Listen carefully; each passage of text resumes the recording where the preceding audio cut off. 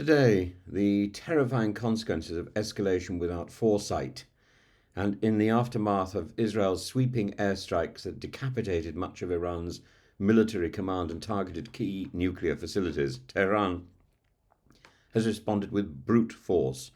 A rain of ballistic missiles fell on Israeli cities, including Tel Aviv and Jerusalem. Sirens wailed, apartments blocks burned, civilians fled to bomb shelters, at least 3 are dead, scores injured, and millions traumatized. This was not self-defense, this was not even deterrence, this was Netanyahu once again playing with fire, in the belief that only he can master the flames. Iran's retaliation has been rapid, sustained, and brutal. 3 waves of missile strikes, reportedly hundreds of projectiles, were launched within hours.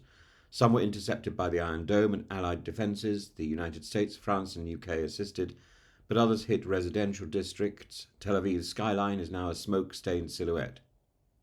The Israeli government insists most of the missiles were stopped, yet that is cold comfort to those in Rishon LeZion and Ramat Gan, where homes were obliterated and fire crews worked through the night to rescue the injured from the rubble.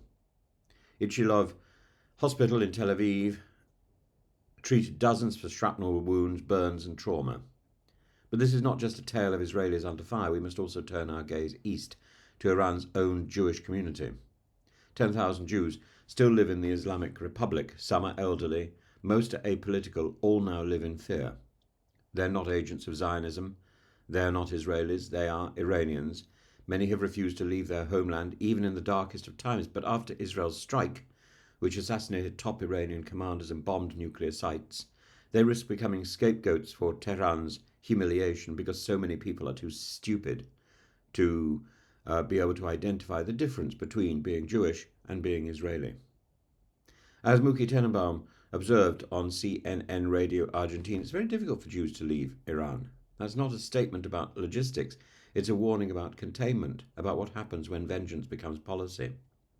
And where is Benjamin Netanyahu in all this, smirking through a televised address declaring more is on the way? Of course it is. From him, war is not the failure of diplomacy, it's a substitute for it. He speaks of freedom for the Iranian people. When raining bombs on their cities, he talks of eliminating nuclear threats while ignoring the global cost.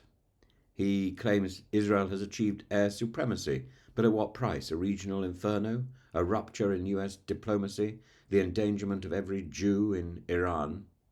It is once again classic Netanyahu.